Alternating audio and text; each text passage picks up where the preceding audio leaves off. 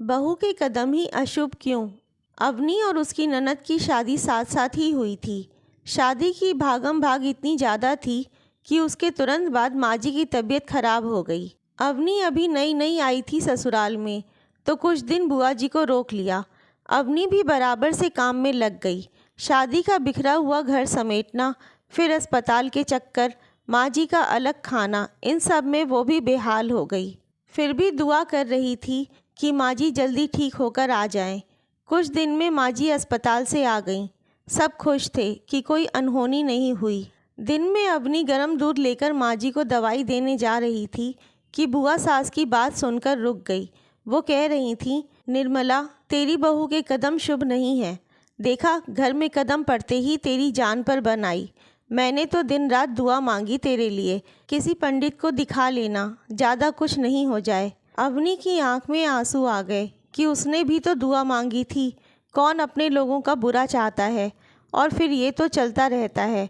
किसी की घटना का जिम्मेदार सिर्फ लड़की को ही ठहरा दिया जाता है। वो तो अच्छा हुआ माँ जी को कुछ हुआ नहीं, नहीं तो ज़िंदगी भर ताना सुनना पड़ता। ये सोचकर उसे रोना आ गया। अपने कमरे में जा रही थी कि माँ जी की आवाज़ सुनकर रुक गई। वो कह रही थीं, जीजी, ये सब हमारे देखने के पहलू हैं। जो होना है वही होता है, और हम बहू को ही क्यों अशुभ मानते हैं? दामाद के कदम भी तो उसी समय हमारे घर से जुड़े थे। हम उनके लिए तो कुछ नहीं कहते। ऐसी बातें सोचकर मैं अपनी बहू को दूर करना नहीं चाहती। कल को कुछ भी होगा तो उससे ही जुड़ जाएगा। वो तो बेचारी अपनी खुशी भूलकर जी जान से लगी थी। बुआ जी चुप हो गईं।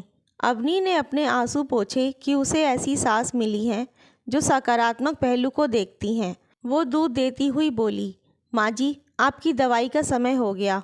माँ जी उसे पास बैठाकर बोली, अब मैं ठीक हूँ, जल्दी ही तुम दोनों घूमने चले जाना, तब तक बेटी आ जाएगी।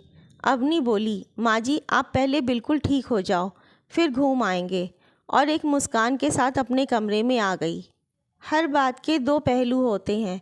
रिश्ते और ज़िंदगी को खुशी से चलाने के लिए ज़रूरी है हमेशा सकारात्मक पहलू ही देखा जाए, नहीं तो ज़िंदगी में निराशा बढ़ जाती है। किसी के कदम शुभ अशुभ नहीं होते। ज़िंदगी है तो ऊंच नीच होती रहती है।